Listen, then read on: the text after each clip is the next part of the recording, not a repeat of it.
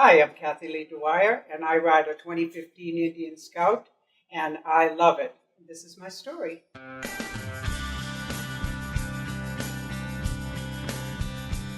My mother's name is Eleanor L. Charette Fowler, and my father's name is Gerald Joseph Fowler. I was born in Lowell, Massachusetts, and my parents married in 1947. At the time they got married, my father was in the Merchant Marines, and my mother worked in the woolen mills in Billerica, Faulkner Woolen Mills. Uh, my mother also had horses. She lived on a farm out by the Edson Cemetery in Massachusetts, and they got married, and then they bought a very modest house on Newhall and Chamberlain Corner in Massachusetts. I was born in '48, and that's when my parents realized it was time for them to get better jobs and bring in some extra money in the 40s going into the 50s, coming out of the Depression. So my mother also worked at the Prince Macaroni Company, and my father took side jobs along with working in the woolen mills after he got out of the Merchant Marines after World War II. And he was an avid hunter, a motorcyclist, and a taxidermist, and he also did tattoos in our cellar. When I was growing up, that would be going on in our cellar. I still to this day, at my age of 69, love the smell of motorcycles running in a building. It just reminds me when I was a little kid. All the groups of people and all the things that motorcycles could do. Hill climbs, dirt tracks, races. It was going to these events. This is how we had family gatherings. My brother was born in 1954. Around that time was when my mother's father was killed on a motorcycle. The whole family, all my mother's brothers, she came from a family of 9. They all were motorcyclists as they grew up. But her father was killed on a motorcycle coming back from a gypsy tour. And she started not going on some of these rides with my father when they'd ride up to Maine on the bikes. She wasn't allowing me to stay in the sidecar. She started backing away from it because of the danger.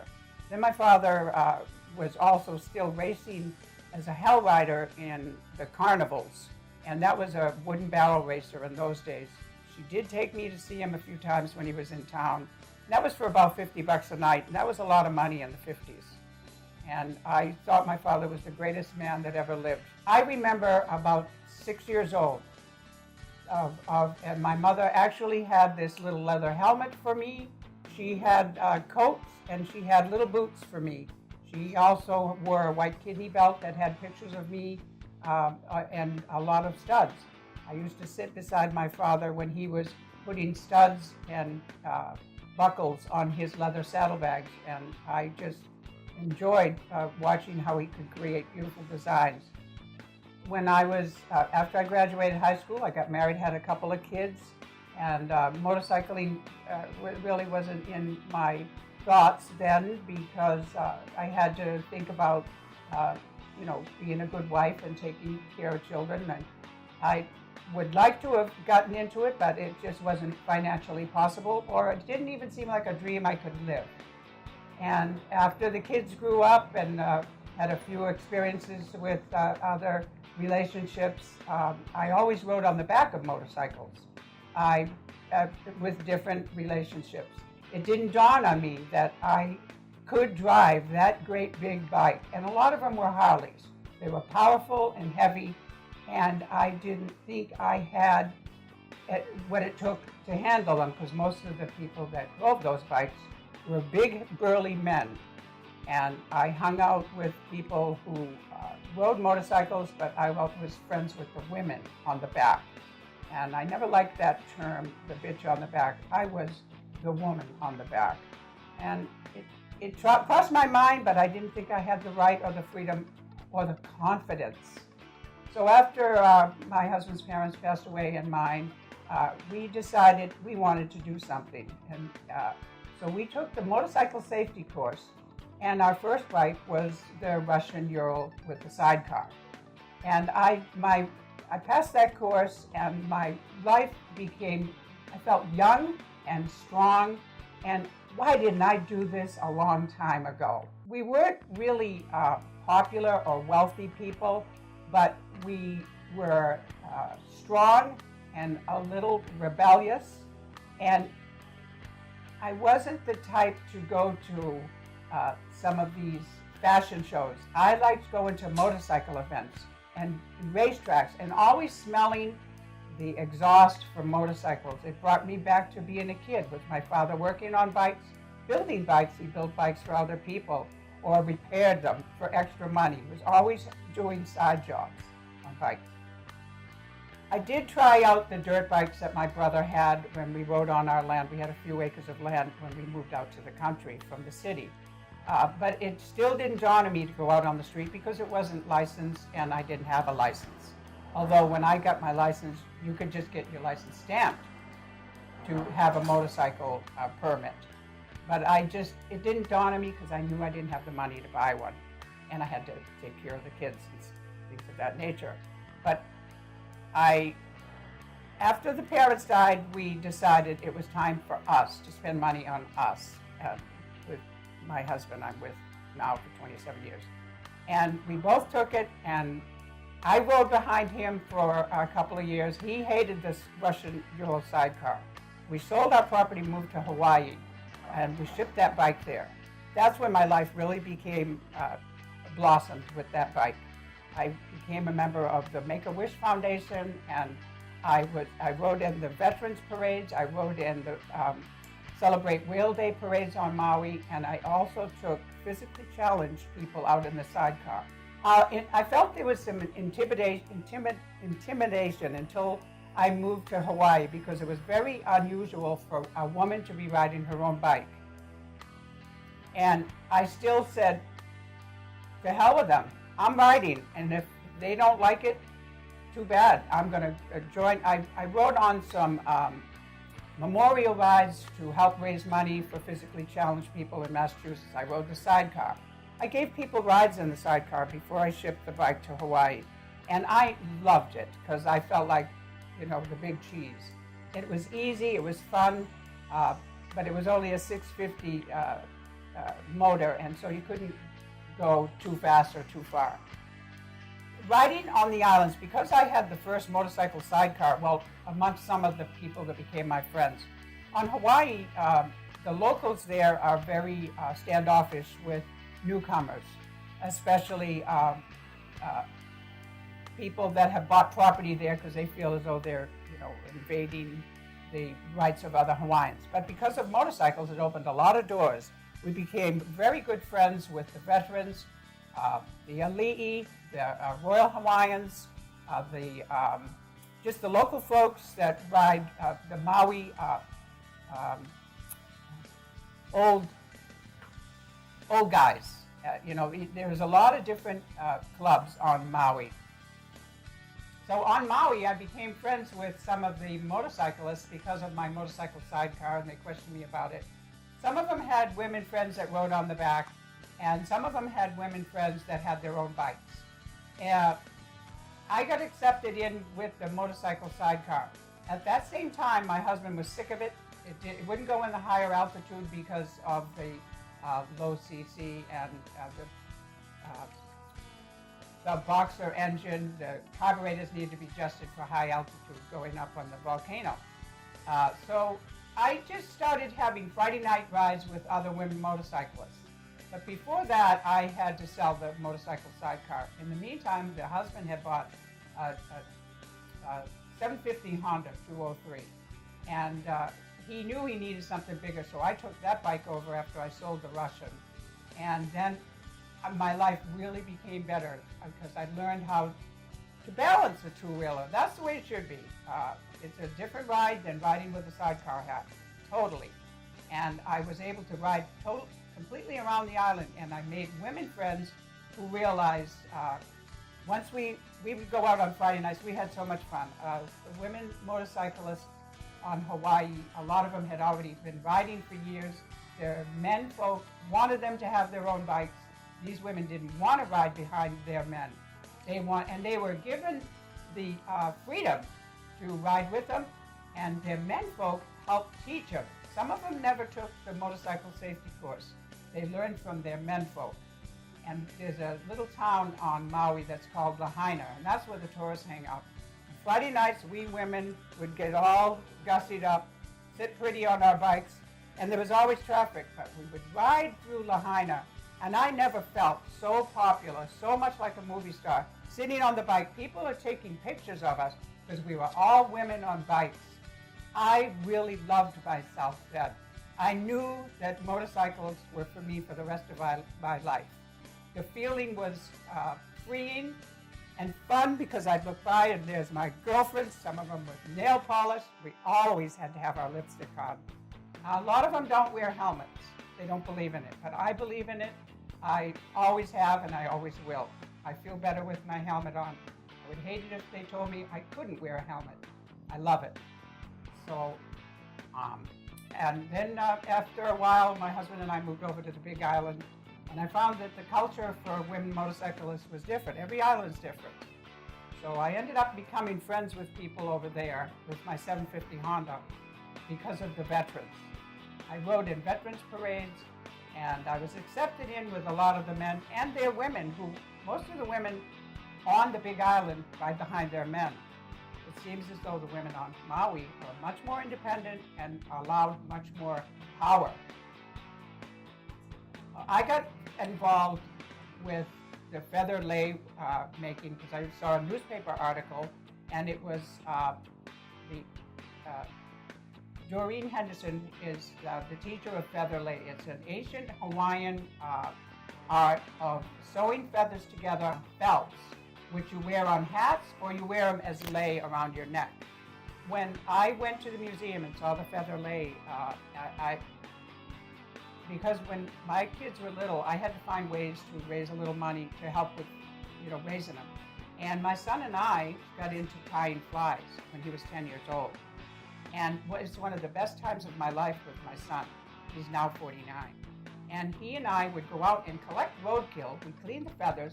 I made earrings, and he tied flies. Then we'd go to the farmers markets or the flea markets, and he'd sell them to the fishermen, and he'd make $5 a fly. That kid was so excited. It was so much fun sewing feathers with my son. So when I saw the Hawaiian feather lei making, it reminded me of those wonderful days with my son. So I started taking the classes. They were offered at the senior center. And I invested a little money, and I actually took private lessons from Kumu Doreen Henderson. And I just loved it. I loved how the beauty of it and the preciseness of sewing, and it actually brings me to some of the most patient parts of my life. But I'd ride to class with my motorcycle and all my feathers bungeed on the back of the bike. And some of these senior citizens, many of them are Japanese or local ladies, and some of the men, and they just welcomed me in with open arms. But they just would come out and take pictures of me on my bike, because why not take your bike to class? I mean, it was 13 miles from our house, and it was always better to ride with the bike and not a car. Due to some health issues, we decided to move. Because we were older, we decided to move back to the mainland. So we ended up here in Florida because my husband had a former employer that offered him a job. And while we moved here, I had retired from Costco, and I just wasn't happy being a retired person. We did ship the 3 bikes here, of course, and the first 2 years we were here, we only had one vehicle that we had shipped. Husband needed that for work. All I had was a motorcycle.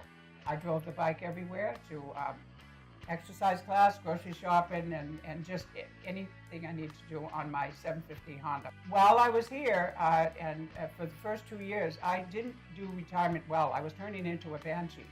So I decided to just put applications everywhere because my husband and I loved Disney. We were annual pass holders. I put in an application, and I didn't realize, I kind of thought, do they hire senior citizens at Disney?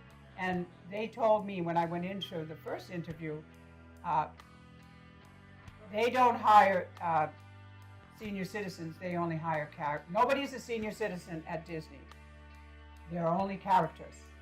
And I went through all the interviews and the background check and the fingerprinting, and I passed everything. And lo and behold, I got hired for part-time work, and my life again took a wonderful blossom because I love giving fun, having fun to people who are on vacation. I get more out of it than they do. I get so excited. I get chicken skin every time I go through the gate to go to work, knowing that I work there and they pay me. In 2015, I needed a more upgraded motorcycle, and a friend of mine had said, "Oh, let's just go try out some bikes. Let's, give some test rides." And I had heard about the Indian coming out with a Scout. I found out what the weight of it is because I had driven some Harleys. Some of my women friends let me try them out, but they were just too much for me. I did not want a big bike like that, something very heavy, and I know my limits, but yet I still wanted to try the Scout. I got on that Scout over at Orlando Indian Motorcycle, and all I did was go around. I did some donuts. I did their motorcycle safety course. I did V8s with this bike, and this was in April of 2015. The bikes weren't even available yet. This was just a test drive. I got on that bike, and I knew the bike owned me. This bike is so easy to handle. I just loved it. I said, I've been waiting for a bike like this forever. It's about 545 pounds. It's got a lot of power. It's easy for me to shift. I can back it up on the flat ground, scoot it around. But the thing is, I can do donuts with it easy. I can make U-turns, V8s. It owned me. I joined the Motormade motorcycle organization in 2009. When I moved here, I got involved with other Motormaids, and I met some wonderful, wonderful women, and they gave me an invitation to go to my second convention, because I had already gone to Spartanburg in South Carolina, which was my first, because I hadn't driven on the mainland any long distances. And they offered me an opportunity of a lifetime to ride with them to Santa Fe, New Mexico. I jumped on that. I was so excited. These women were powerful, well experienced, far more experienced than me, and I knew that they would just carry me along and help me toughen up. Driving across America in all these different states, Alabama, Arkansas, Mississippi, and then Texas, and then New Mexico, and seeing the landscape. But driving my own motorcycle, even to this day, there are people who would be in traffic, they'd look at all of us, and we were all women. It still is a novelty. It still is a big deal to some people, especially going through the Deep South, because we were actually questioned by a waitress in a restaurant. You all are women? You are all on your own motorcycles? Where's the man? Well, we looked at each other and we just busted out laughing. What do you mean, where's the man? Well, they let you go by yourself? And we looked at him and we said, we wouldn't be with those men if they didn't let us go. That's why they love us, because we go. I can't believe that I went 1,980 miles. I did take the Honda trike motorcycle so I could carry more gear, and I could actually drive faster than taking the Indian. So it's the joy of my life. I want to say to other women who are thinking about driving their own motorcycle or owning their own motorcycle, take the safety course. Then you'll know. Then you'll know if it's for you. You'll learn to trust your own strength and your own judgment. It teaches you how to drive safely, also defensively, because of all the things that you have to be aware of on a road. The safety course teaches you to be like an owl and turn your head in every direction to look for danger. I want to show other women that it's better for your body. It's better for you. No matter what anybody else wears while they're riding. I do not believe in wearing a bikini and flip-flops and no helmet and a lot of nice jewelry when I'm riding. I want to be safe, because if you do have to go down or you have a spillover, a helmet and protective coat and boots will protect you so that you'll be able to ride again. Because after all, we're just made of flesh and bones. and our heads are like an eggshell. What motorcycling has meant to me is it's become a wonderful recreation and a great hobby for my husband and I. He's become the pit crew chief for all of our bikes.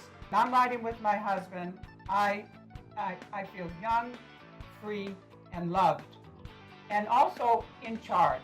Once we moved to Florida, all my life, and I'm in my 60s, I had dreamed of coming to Daytona Bikie Week, and it just wasn't financially possible. But now that we live here in Florida, it's only about an hour and 20 minutes ride.